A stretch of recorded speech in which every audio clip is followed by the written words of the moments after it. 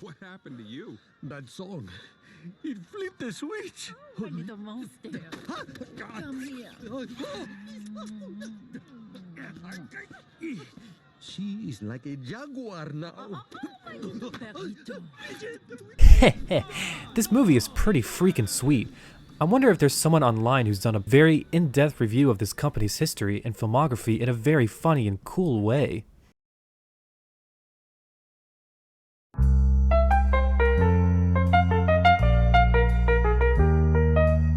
Well, hello everybody! Isn't this a little surprise for y'all?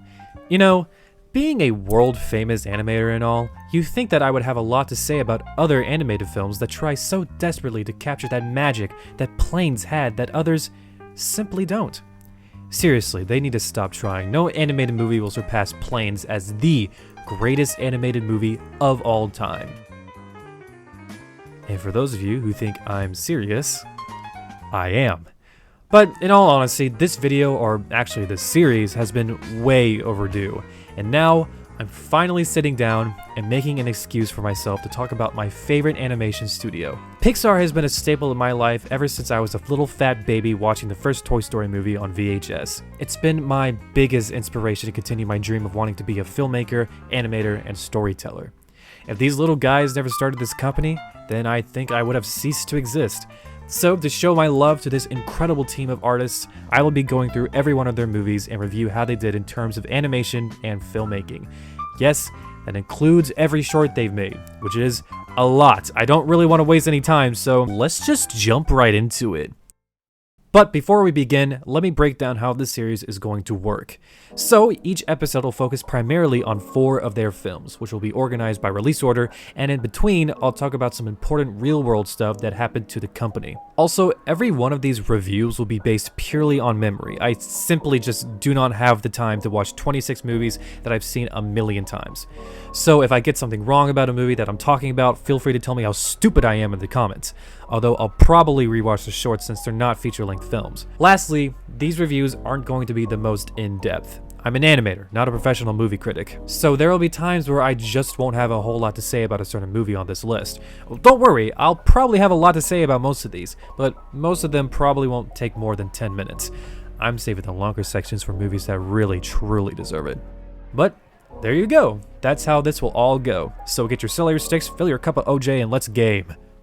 Alright, so the story begins like this. Yeah, I'm not kidding. In the year of our Lord and Savior 1979, Lucasfilm had just released their biggest project yet. More American Graffiti. No, I'm just kidding, it was Star Wars. And business was booming. So the company kinda needed some elbow room to get even bigger projects off the ground. And one of those additions became part of the Lucasfilm's computer division, and they were called the Graphics Group. Yeah, it's not a very creative name, but don't worry, that's coming later. This group was founded by the New York Institute of Technology's founder, Alexander Schur.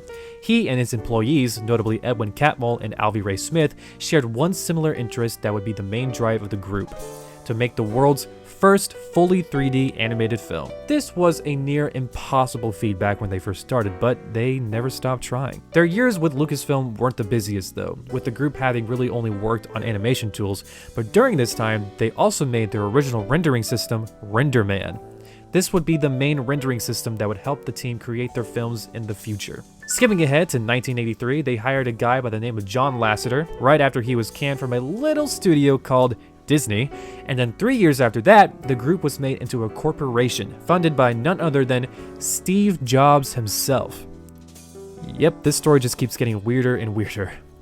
After their move towards being a full-blown company, a computer designer working there insisted on calling their new digital composite computer the Picture Maker. The team wanted a catchier name, and they came up with PIXAR. PIXAR. Yeah, they didn't like it, so they decided to change it to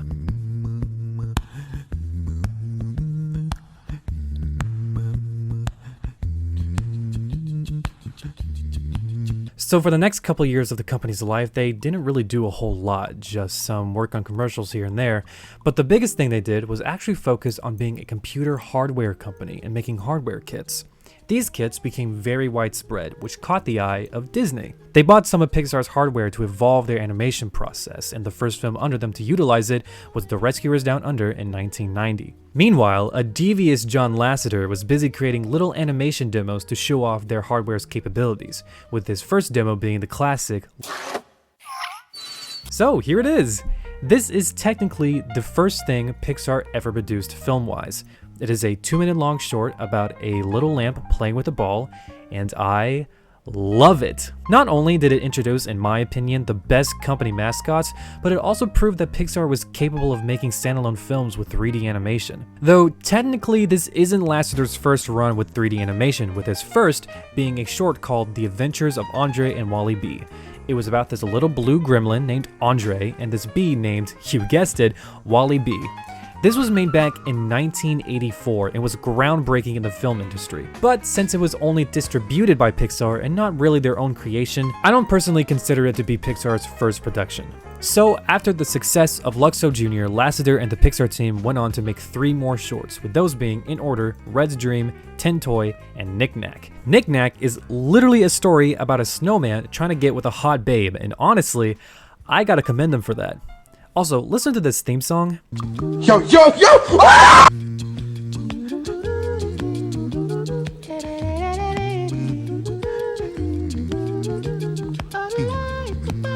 Yeah, it's pretty good. Red's Dream is about a unicycle wanting to be a professional juggler, but the short just kind of ends pretty abruptly and it's really depressing. And Tin Toy, with each new addition to their library, they kept improving their craft. Knick Knack handled more advanced particle effects, Red's Dream tackled more improved lighting and their first full human model, and Tin Toy showed off basic human skin and more advanced modeling, which, dear lord, did they deliver. These were all great ways to exercise their little computers to do their bidding, but unknowingly, these were the keys to their future success. Let's go back to Tin Toy. So the main plot of that short was about a little toy trying to escape the clutches of a demon. After its success, they got approached by Disney once again, but this time, they came to bargain. They wanted Pixar to make a fully 3D animated film from the perspective of a toy. They would distribute it, release it in theaters, and would get some of the profits back. And Pixar instantly agreed. So begins the making of their very first film. Toy Story was written and directed by John Lasseter, with the help of Pete Docter, Andrew Stanton, and Joe Ranft, important figures in the company who would go off and make their own movies in the future. The screenplay was also written by, get this, Joss Whedon, who would later go off and direct the first Avengers movie, and Joel Cohen. You know, that Joel Cohen. Oh, no, not that Cohen, this Cohen. You can't touch this. Come on, The movie itself actually started off a lot different than the final version, with Tinny, the main toy from Tin Toy, being the main character. Along the way, he gets lost at a gas station with a ventriloquist dummy, and they spend the rest of the movie trying to get back home. They stop at a couple of locations on the way, and they would ultimately learn the true value of friendship. Aww. Over at Disney, Jeffrey Katzenberger was given the first draft of the script to review, and immediately threw it in the garbage. He said that the two main characters' relationship wasn't interesting enough, and that they needed to have a conflict between them to overcome by working together. So they went back to the drawing board, made the ventriloquist dummy into a cowboy string doll named Woody, and remade Tinny as a spaceman toy named Buzz Lightyear. The script was coming out pretty good, with most of it being finalized, but there was a little snag. See, for some strange reason, the team at Pixar and Disney wanted this movie to be, in their words, edgier, with a lot of the themes being geared towards more adult audiences. So they ran with this idea in mind and put together a demo reel to show off to Disney, and what they showed them, oh boy, it was something. So in the final movie, there is a scene where Woody tries to get Buzz knocked off behind the dresser so Andy couldn't find him. The plan backfires and Buzz is knocked out the window. Of course, Woody is like, oh shoot, I'm about to head out, because he genuinely didn't want that to happen to Buzz, and I think you can tell where this is going. This is the Black Friday reel. The demo reel showed off to Disney to get their feedback, and, well, let's let them show you what they wanted the movie to be. Woody! I'd just like to wish you luck. I know you'd do the same for me. Oh, yeah. Whoa!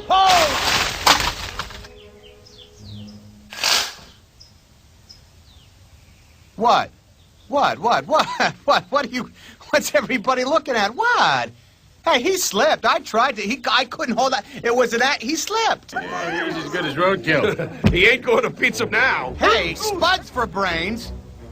What do you think you're doing? Off the bed. Hey, off the bed. You gonna make us, Woody? No, he is. Slinky. Slinky! Get up here and do your job. Are you deaf? I said take care of them. I'm sorry, Woody, but I have to agree with them. I don't think what you did was right. What? Am I hearing correctly? You don't think I was right? Who said your job was to think, Spring Wiener? Well, I just thought that use you... this vast reserve of brain power to consider this for a moment. If it wasn't for me, Andy wouldn't pay any attention to you at all. In fact, my sketchy friend, you would have been hauled away to Goodwill a long time ago, so shut your mouth and get them off the bed. Woody is a straight up villain. He shows no remorse for his actions. He's yelling at all his friends. I mean, they wanted this guy to be the main character. He is a literal psychopath. Thank God Disney took one look at this thing and was like, alright, we're gonna be honest, this is the worst thing we have ever seen, and if you don't fix it, say goodbye to your movie. So now that people over at Pixar were freaking out, they might single-handedly destroy their chance at making a feature film. So, with a massive amount of luck, they were able to rewrite the script, fix Woody's character, and get the green light from Disney. Finally, on November 19th, 1995, Toy Story premiered to the world. It received near unanimous praise, not only for its incredible storytelling, but also for how innovative it was to the world of animation. It was a technical marvel to behold, and Pixar and Disney were more than satisfied. So, there it is, the first film on our list. This movie means so much to me. It was one of the first movies I remember watching when I was a kid, and I was mesmerized by it. There was just something about it that separated it from all the other movies I would come to see. It truly was a magical movie for me, and honestly, it still is. It's what inspired me to become an animator and storyteller. Without this movie, I wouldn't be sitting here talking to you. And after seeing it so many times, I can finally say what I think makes it so great. The relationship between Woody and Buzz is perfect. Their dynamic alone is enough to make the movie stand alone against the rest. They have great chemistry, and their arcs felt perfectly natural. The scene in Sid's room where they begin to understand each other is one of my favorite moments in any movie. They are, without a doubt, the best thing about it. But the side characters are great too. They add so much depth to the world they live in and have some great banter with the main characters. I mean, what else is there to say? The cast is great, the story is great, it's hilarious, it's so good, man. And the animation, very impressive, at least for when it came out. If you took a look at what they made beforehand and then watched this, you would seriously get whiplash. The level of quality they achieved in such a short time is astonishing. Though there may be some questionable moments. These people aren't even moving. Even then, it still holds up even to this day, most likely because of how unique and charming the art style is. Toy Story is one of those movies where I can't simply put the words how much I love it. Heck, I couldn't even do it for this video, which just goes to show just how amazing this movie truly is. So plugging Toy Story into the review scale, I'm giving it a 10 out of 10. Yeah, it's that good. So, after the triumphant success of Toy Story, Pixar was becoming a very popular name in the animation scene, and Disney knew exactly what to do next. So, something I didn't mention back in the Toy Story segment was that Disney didn't sign a deal with Pixar for them to make one movie, they actually gave them a $26 million deal to make 3 movies for them. And this was during the production stage of Toy Story back in 1991, so I guess they had a lot of faith in this company, and they were very glad they did. So after Toy Story, Pixar got to work on their second film.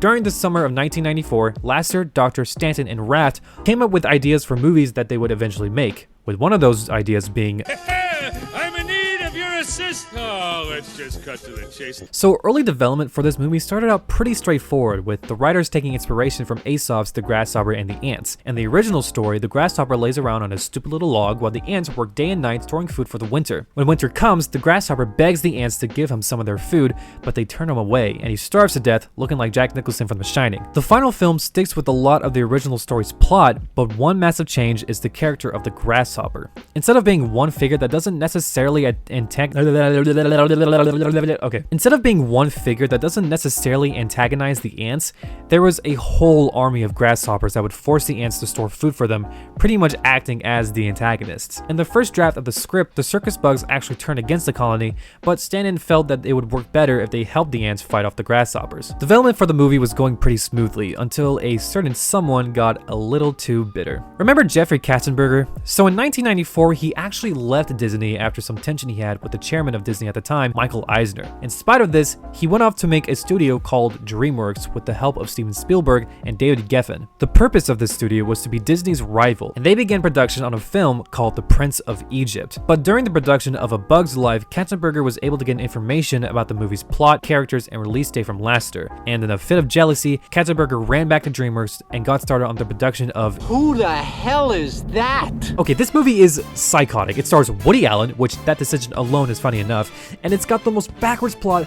I have ever seen. So it's about this aunt who really wants to get with the princess like any other Woody Allen character, and the only way for him to meet her is to go to war? There's a full-on war scene where all these ants are fighting these scary termites and they get killed so brutally. This guy literally gets his whole head cut off. After that, Woody Allen's character gets called a war hero and he goes and meets the princess. But the princess is like, wait a minute, you're not a warrior ant, you're a worker ant. And then this guy, instead of, just being like, you're right, princess, I am a worker ant, but I still did my part. He's like, screw it, and takes her hostage? Like, what is happening? So now he's a war criminal and he needs to skip town to live the rest of his life in hiding, and the place he needs to go to is Insectopia. But then the general over at their anthill is like, wait a minute, I'm actually a bad guy, and he wants to destroy the anthill or something. So the princess and Woody Allen go back and save the day, and then they get married or something. This movie is dumb and stupid, and I hate it. I think it thinks it's the funniest movie in the world, but its only humor is This stuff tastes like crap. Really? Let me try some. Hey, it is crap. So yeah, I don't like it that much. So this was DreamWorks' big hurrah into animation, and what a weird way to do it. They would go off and make much better movies that didn't focus on just trying to outsell Disney, but with Ants, it was pretty clear what their movie was. So obviously Disney and DreamWorks got into a little tussle and ended up with Ants releasing first, only a month ahead of Bug's Life. But on November 20th, 1998, A Bug's Life would release to theaters, and it's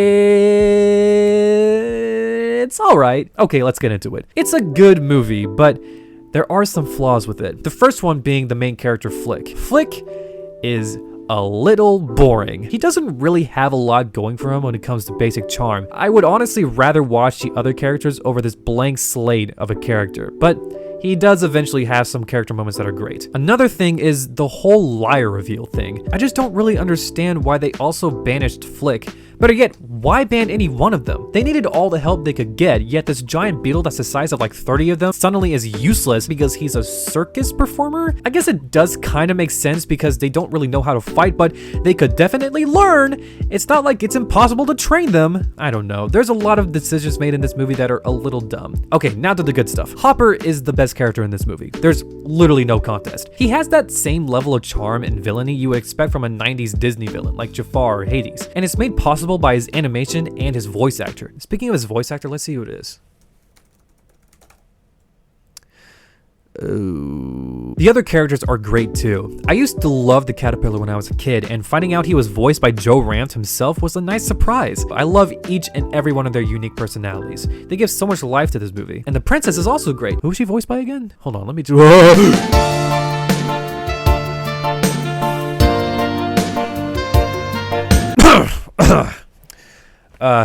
Anyways, the animation for the movie has greatly improved since Toy Story, and one of the key improvements are the face animations. Gone are the weird instances where the characters' faces would contort in strange Lovecraftian ways, and here are the slightly less uncanny faces. They also blink with both eyes now. Also, some of the lighting in some scenes look really interesting and really sell the idea that the camera is really tiny looking into the world of ants. The animation and look of the film does an excellent job at showing how much they've improved their craft. So overall, A Bug's Life is a good movie with a couple things bringing it down. Still better than Ants though. 7 out of 10. I like the Randy Newman song though. Once a bug, there's a bug. A bug.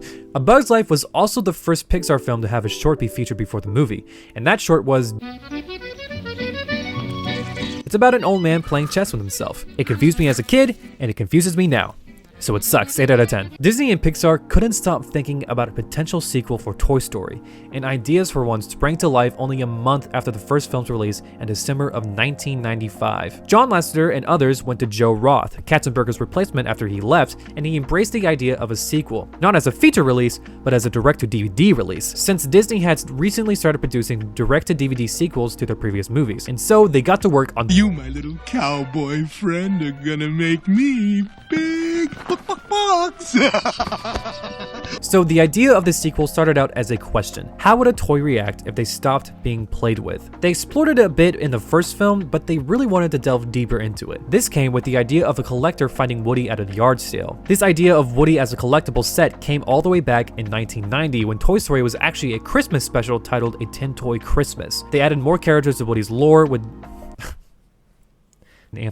They added more characters to Woody's lore, with Jessie being the idea of Lasseter's wife, who wanted a stronger female character with a more unique personality. The iconic opening scene started as a Buzz Lightyear cartoon but was changed later to a video game, and a deleted scene from the first film that had Woody have a nightmare about being thrown away by Andy was brought back. This movie also had a very troubled production, with the most infamous incident being when one of the animators accidentally typed the delete command code into the main movie's servers. They lost about 90% of their work, and it was starting to look as if they would have to start over or scrap it completely. Luckily, a technical director named Galen Sussman was able to retrieve a backup file of the movie from her personal files. This pretty much saved the entire production, and they were able to continue the movie. Disney was also not being the best sport about the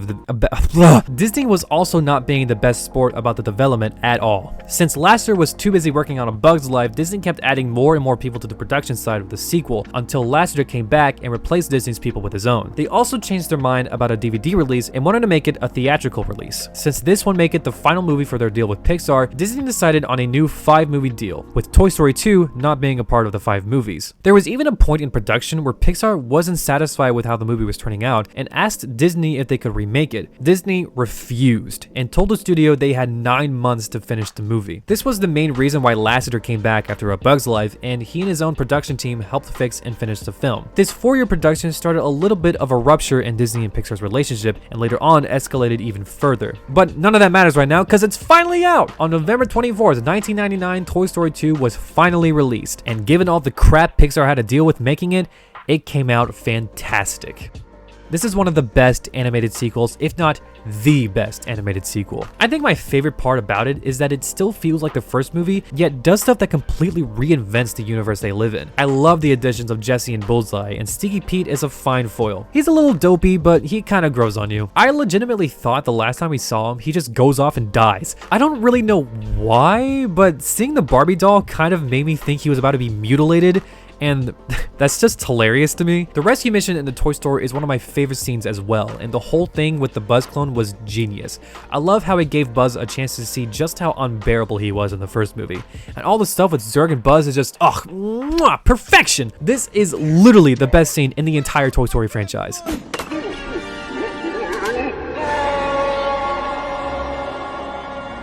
did it! I finally defeated Zurg! Father. But I think where the movie really shines is with Woody's character arc with Jessie and the rest of the toys. Woody is challenged with the reality that Andy will grow up. He'll eventually stop playing with them, the very thing Woody was afraid of in the first movie, and that new realization is executed perfectly. You stay away from Andy. He's mine, and no one is taking him away from me. You are a toy! For how much longer? One more rip and Andy's done with me. Buzz and Woody's talk about Andy feels so genuine, and with every choice Woody makes, you feel conflicted with him too. And to top it off, Jessie's backstory is what drives Woody's motivation forward, even on both sides. She's the one that convinces Woody that the life of a toy will always end in heartbreak, but is also the reason he wants to bring her back to Andy's, and show her that she doesn't have to give up. Their relationship is a very beautiful example of two characters helping each other through difficult parts of their life, and that climactic leap off the plane is the final nail on the coffin. A beautiful story about never giving up on yourself and always knowing your worth.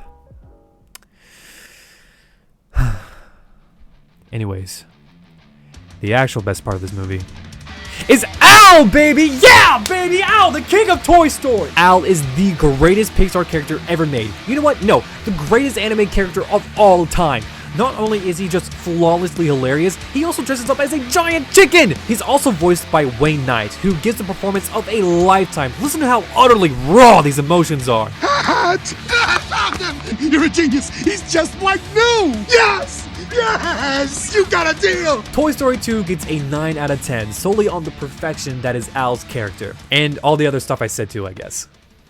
Alright, let's go back to that lunch in 1994, where they originally discussed the ideas they had come up with, which they were set to turn into films. One of these ideas was expanded upon by Pete Docter in 1996. While everyone else was busy with A Bug's Life and Toy Story 2, Docter, along with Harley Jessup, Jill Colton, and Jeff Pigeon, began working on a pitch to sell to Disney. By early 1997, they pitched their idea to Disney, and they gave it the go-ahead. This would be the first Pixar film to not be directed by John Lasseter, and instead be directed by Pete Docter. Around the end of May in 1997, longtime Disney animator Joe Grant suggested the title of the film be a play on the gangster film title Murder, Inc., with that title being Yeah, sure, step aside, kid, we're not...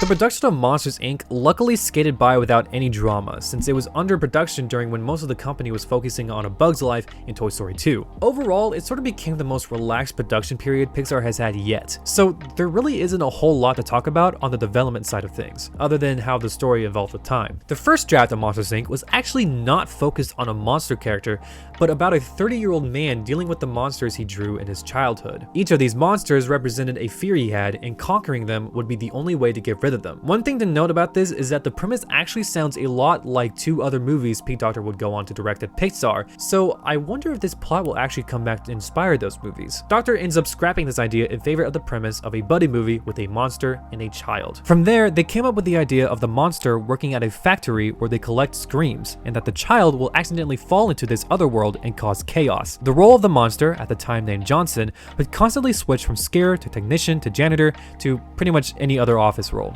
and the gender and race of the little kid would switch as well. Eventually, they decided that Johnson should be the best scarer at the company and that the child should be a 3-year-old girl. Now, monsters at the time were not the easiest things to model and animate, with lots of ideas of designs being immediately thrown out due to the limitations of the technology they had. One key design feature Johnson had was that his feet would actually be tentacles, since Disney wanted to make sure the monsters didn't look like humans in bodysuits. This was ultimately scrapped due to malfunctions during rendering, and they thought the audience would get too distracted with them. But they eventually settled on a design that perfectly fit the character, with his name even changing to Sullivan. Now that the 2 main characters were finalized, the team decided that Sully should have a monster sidekick to talk about his predicament. The design process of the sidekick was so simple that the first design Ricky Nieva did for him basically became the final design, but with this version having no arms. They later gave him arms due to, once again, malfunctions in the rendering process. Docter gave the monster the name Mike for the father of his friend Frank Oz, who is most known for his work with the Muppets. Animators then produced a demo reel of Mike suggesting which tie Sully should wear, which would cement Mike Wazowski as a vital character to the story. And that pretty much sums up the development of Monsters, Inc. And oh shoot, we're already at the premiere! On November 2nd, 2001, Monsters, Inc. would be released to the world. Some minor changes to the film were made before release, however, due to the September 11th attacks a couple months prior. The changes being that the sushi restaurant they go to in the film was changed from it blowing up to having a plasma dome cover it.